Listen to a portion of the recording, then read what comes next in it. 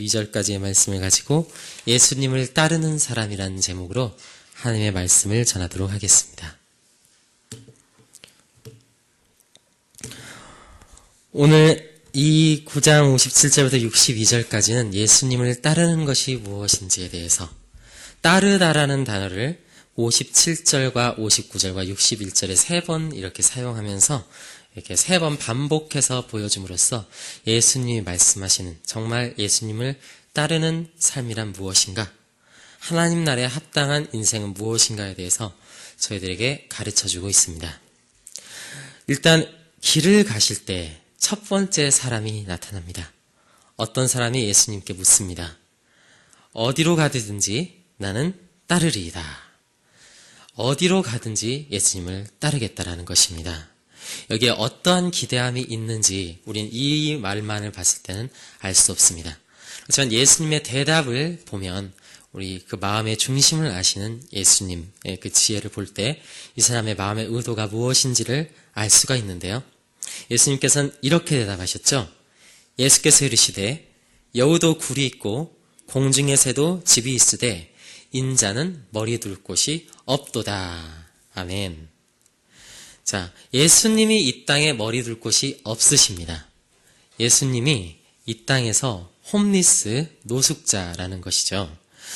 머리 둘 곳이 없고 집이 없습니다. 자, 그 예수님을 따라가는 우리가, 따라간다는 사람이 예수님이 머무르실 곳이 없는데 이 땅에서 자기들이 뭔가 머무를 수 있을 것이다 라는 걸 기대한다라는 것, 뭔가를 성취할 수 있을 것이다 라는 것을 예수님을 따라가면서 기대한다라는 것은 있을 수 없는 일이겠죠.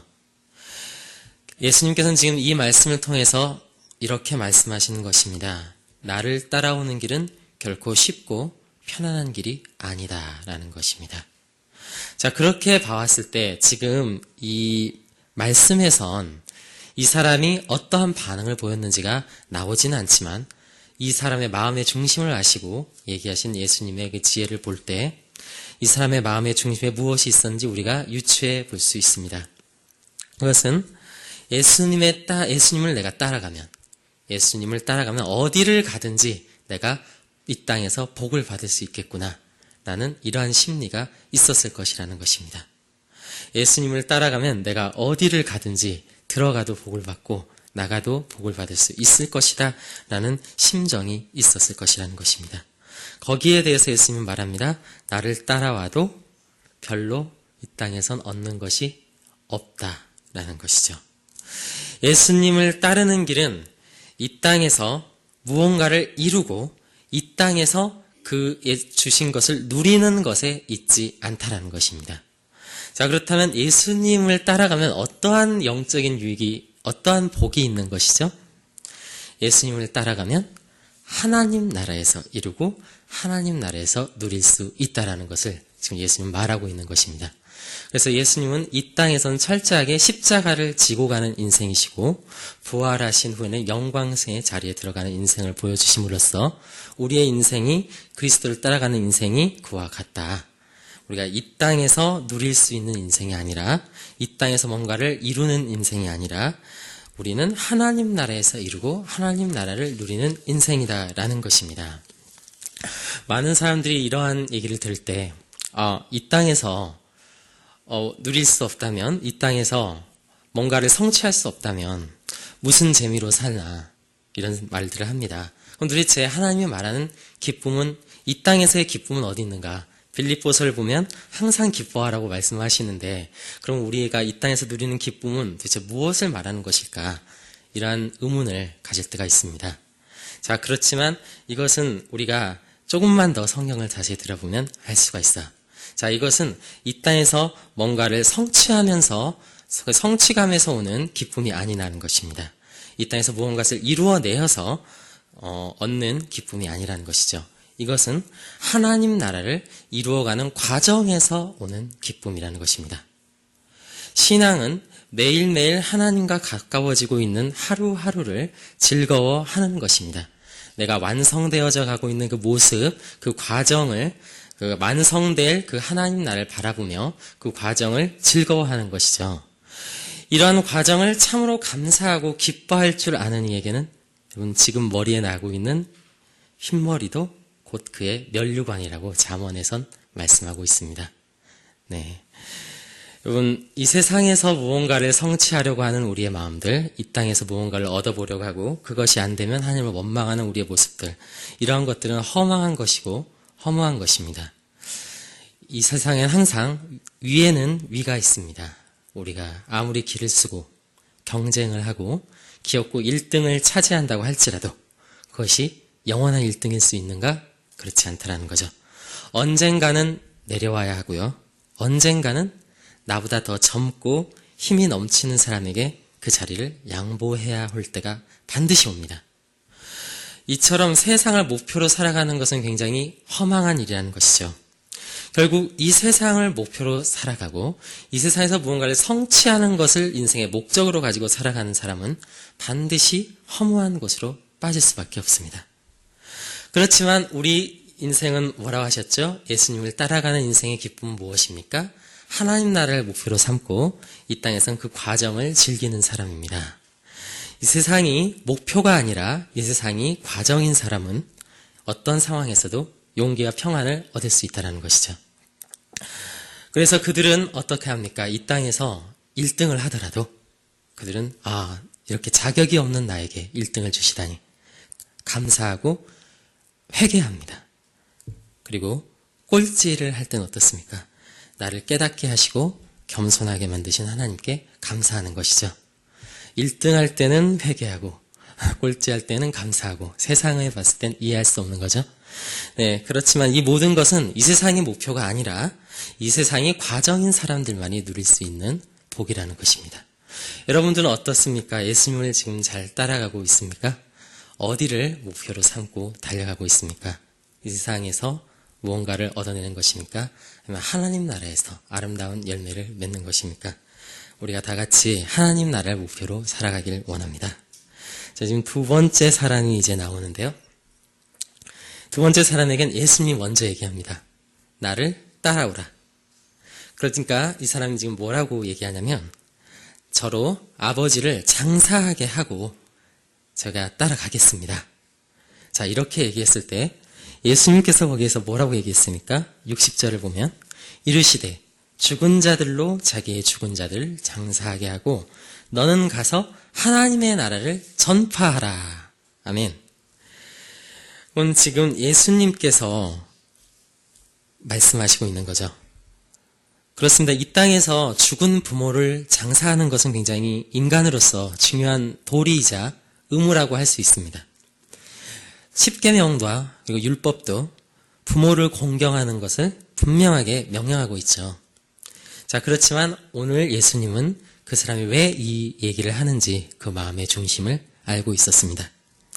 자, 가서 부모를 장사하는 일이 뭐 그렇게 시간이 오래 걸린다고 반대하시는 예수님이 야속해 보일 수가 있습니다. 그렇지만 예수님은 그 마음의 중심을 아셨어요. 그는 지금 즉시 예수님을 내가 모든 것을 버리고 따라가겠다. 그러한 결단을 내리는 것이 아니라 그저 미루며 핑계대고 있다라는 것입니다. 예수님은 그것을 알고 계셨다는 거죠.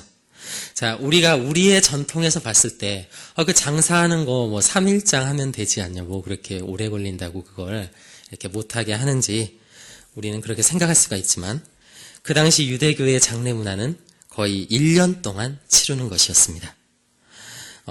그들은 1차 장례가 끝난 후에 1년이 지난 후에 그게 이제 뼈들만이 남겠죠. 남은 뼈들을 모아서 2차로 장례를 다시 한번 지내서 그렇게 마무리를 짓습니다. 자, 이렇게 했을 때 그것을 이제 납골 땅으로 옮기게 되는 것을 유대 문화 안에선 열조에게로 돌아갔다라고 이렇게 표현을 하죠. 네, 성경에도 나오는 표현입니다. 자, 그러니까 지금 이 사람이 내가 장례를 치르고 가게 하소서 하는 것은 잠시만 기다려달라는 것이 아닙니다. 자, 물론 뭐 이런 것들 우리가 참고해봐도 좋겠지만 더 중요한 것은 예수님을 따르는 자들은 부모님을 모시면 안 된다. 지금 예수님은 이런 얘기를 하는 것이 아니라는 것을 저는 말하고 있는 것입니다. 이것은 우선순위에 대한 문제입니다. 예수님을 따르는 자는 이 세상보다 하나님 나라를 더 우선시해야 한다라는 것이죠. 그것을 가르치기 위한 것입니다. 우리의 목표는 지금 어디 있을까요? 세상에서 우리가 열심히 사는 것, 우리가 세상에서 우리가 직장 생활을 충분히 열심히 해내고 가정 생활을 열심히 해내는 것 굉장히 중요합니다, 여러분. 그렇지만 그리고 그 안에서 최선을 다하는 것 하나님께서 물론 기뻐하신다라는 거죠. 그렇지만 더 중요한 것이 있다라는 거예요. 더 중요한 우선순위가 있는데 그것은 하나님 나라에 내가 더 가까이 가는 과정 가운데 있느냐, 그것이 훨씬 더 중요하다는 것입니다. 내 안에 하나님 나라가 지금 커지고 있는가, 간신히 유지만 하고 있는가, 커지고 있는가, 이거를 우리가 깊이 생각해 봐야 된다는 거죠.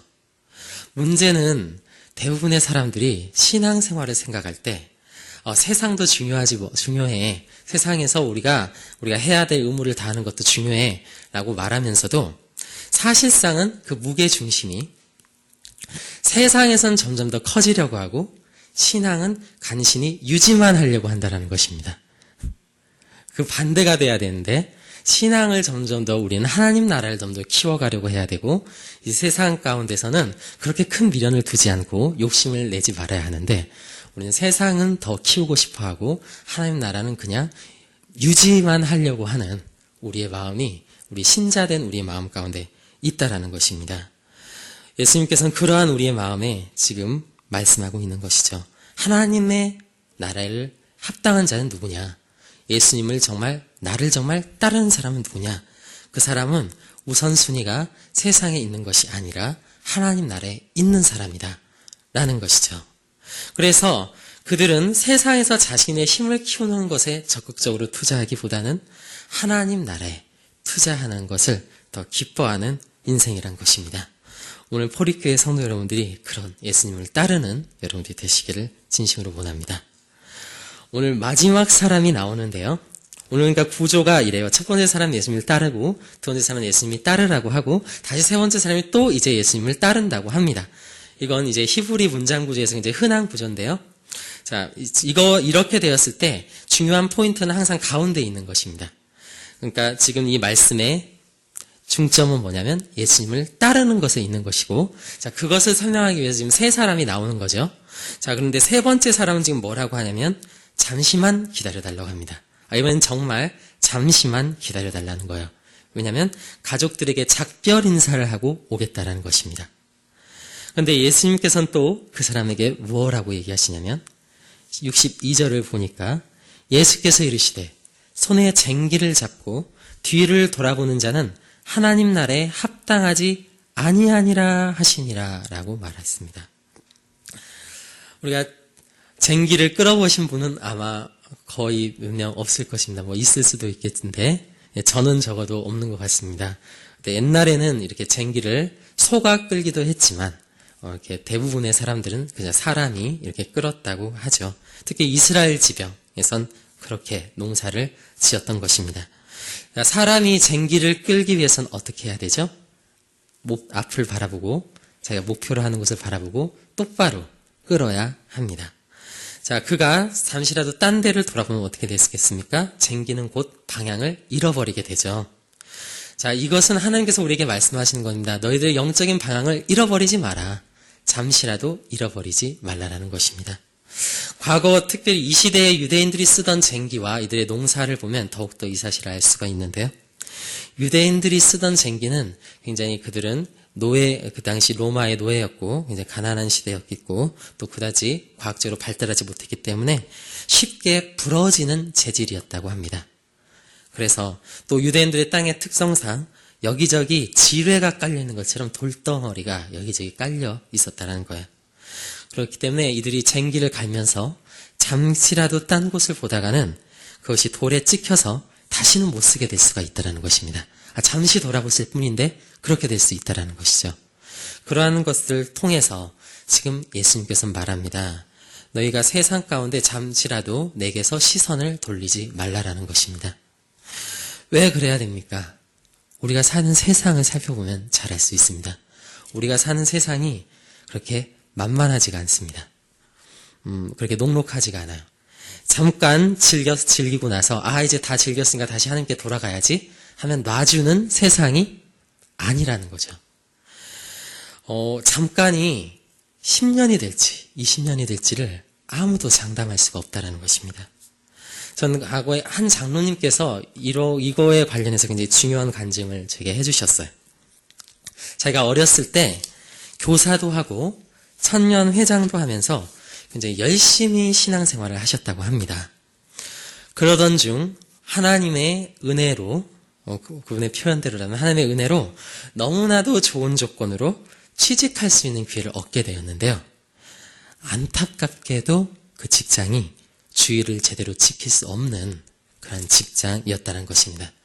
저는 이 장로님은 아직 한참 혈기가 왕성하던 젊은 나이였고, 이것이 너무나도 좋은 기회였기 때문에, 그 장로님께서는 하나님 잠깐만 제가 좀, 달려보겠습니다. 하고, 기도를 하고, 그 직장을 선택을 하셨다고 합니다. 자연스럽게 교회 출석이 어렵게 되었고, 모든 활동들을, 영적인 활동들, 말씀 기도에 거의 이렇게 멀어질 수밖에 없었는데, 나중에 돌아보니 그 잠깐이 20년이 걸렸다고 합니다. 여러분, 우리에게 잠깐이 얼마가 될지 아무도 알 수가 없습니다.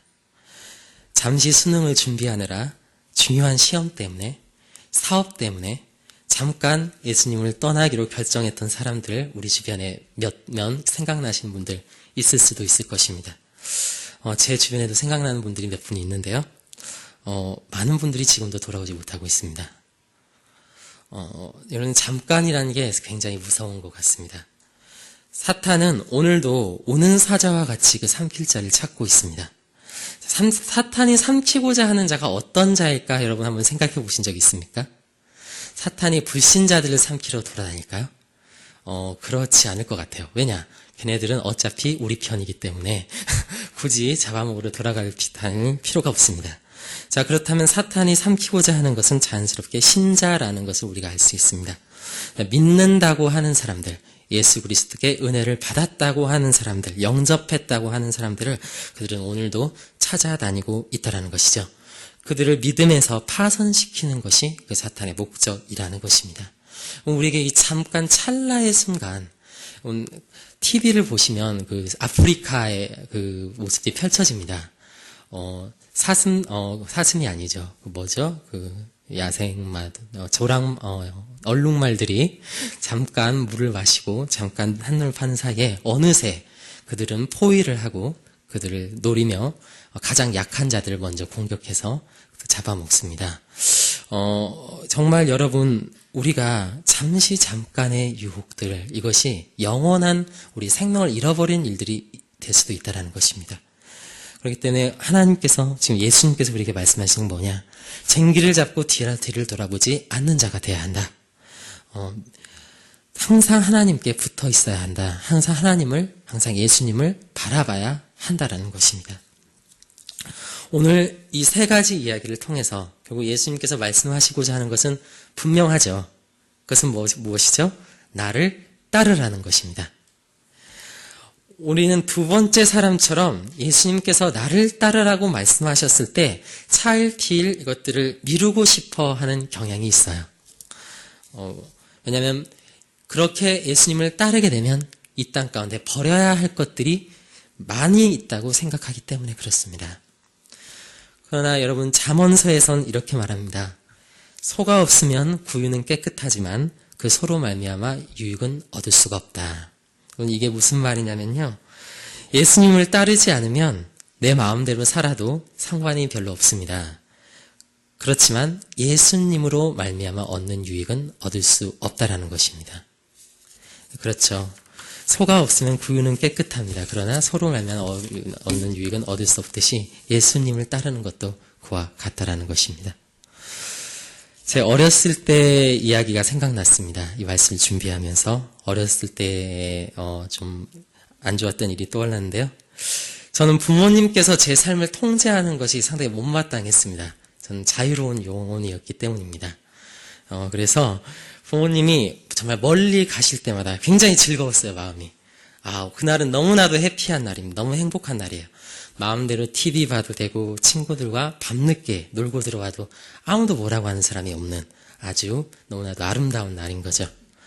그런데 제가 한 10살 때쯤이었습니다. 그날 어른날이었습니다. 그날도 부모님께서는 멀리 볼 일을 무슨 일이 있어서 나가셨던 것 같아요. 기회는 이때다. 저는 친구들과 밤늦게까지 재밌게 놀다가 이제 돌아왔습니다. 그런데 집에 돌아와서 잠시 이렇게 TV를 보면서 띵가띵가 놀고 있는데 갑자기 윗집 아주머니가 저를 찾아왔어요. 그래서 저를 보고 다급하게 말씀하셨습니다. 혁아, 네 부모님이 지금 교통사고가 났대. 제가 그 얘기를 듣는 순간 하늘이 무너지는 기분이 들었습니다. 어린 마음에 얼마나 막막했겠어요, 제가. 그때 처음 든 생각이 뭐였냐면 막 슬프다 그냥 이 정도가 아니라 이제부터 어떻게 내 인생을 혼자 꾸려나가지? 그게 좀 어른스러웠던 것 같아요. 이제부터 어떻게 혼자 살지? 이런 생각을 했어요. 그분이 부모님이 크게 다치시진 않았으니까 일단 우리 집에 가서 우리랑 같이 소식을 기다리자 이렇게 말씀을 하셨는데 저는 그냥 그게 나를 안심시키려고 그런구나 이렇게만 생각을 했던 것 같아요. 다행히도 나중에 부모님께서는 크게 다치지 않으셨고요. 지금도 별다른 일 없이 건강하십니다. 그러나 아직도 그때만 생각하면 너무 아찔하고요. 그때처럼 부모님의 소중함을 강하게 느껴본 적이 없었던 것 같아요. 우리가 하나님 아버지 없이 내 마음대로 산다면 그것도 나름대로 기쁨은 있습니다. 네, 세상적인 기쁨이 나름대로 있습니다. 그렇지만 하나님 아버지가 함께 하심으로써 얻는 그 값없는 은혜와 평안은 깨져버린다라는 거예요. 물론 예수님을 주인으로 삼고 우리가 그 말씀을 따라 사는 것들이 상당히 쉬운 일은 아닙니다. 그렇지만 정말 성경에서 우리에게 말씀하신 그것이 주는 유익과 그 복의 크기를 우리가 한번 깊이 생각해 봤으면 좋겠어요. 정말 지혜 있는 사람이라면 예수님을 결코 버려서는 안 되는 것입니다. 예수님이 성경을 보니까요, 온 세상의 주인이고 왕이라고 말씀하시고 있습니다.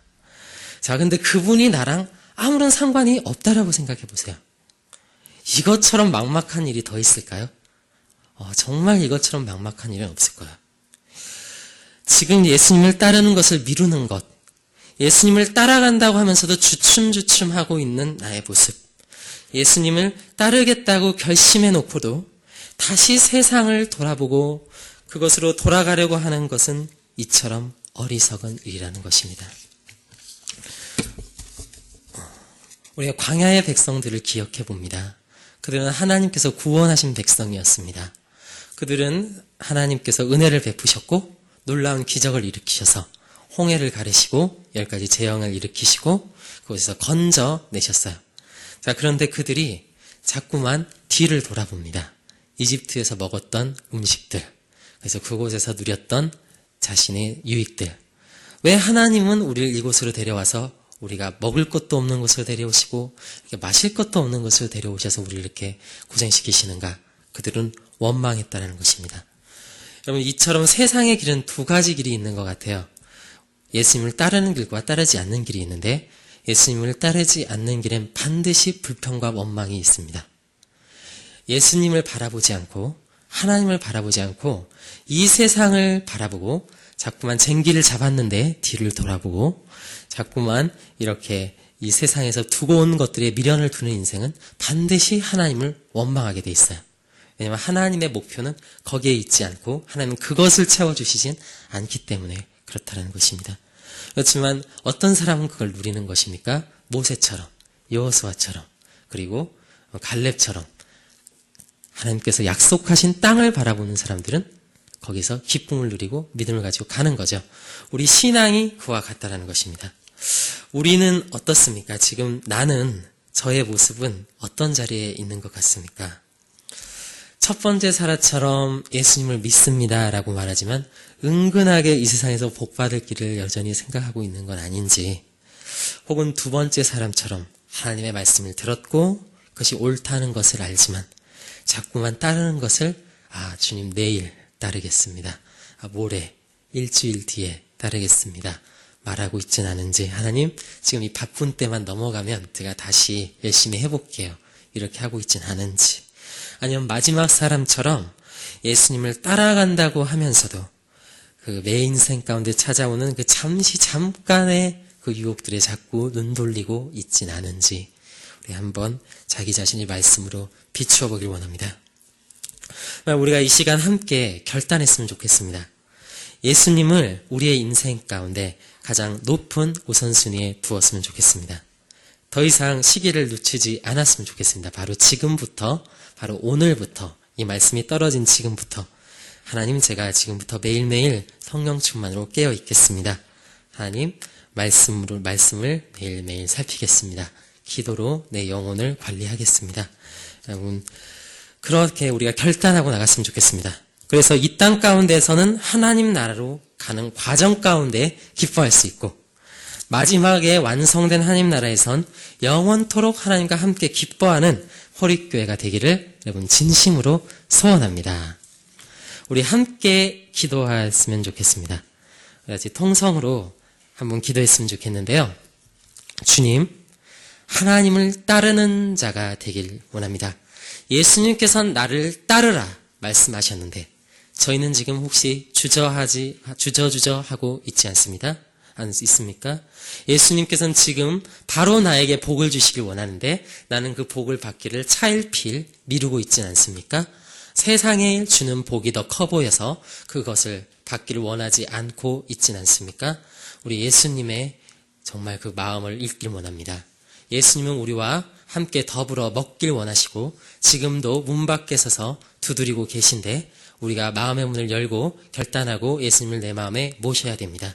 그 길을 따르겠다고 결단해야 되고 뒤돌아보지 말아야 되고 우선순위를 하나님이 1번으로 영순위로 우리가 분명하게 해야 할 것입니다. 시간 가운데 그렇게 되었을 때 하나님께서 우리에게 놀라운 복을 주실 것인데 그냥 함께 결단하고 우리 또 회개할 것들을 회개하고 주님께 간구할 것들 우리가 구해야 할 은혜들 우리 함께 구하며 주님 앞에 나아가도록 하겠습니다. 다 같이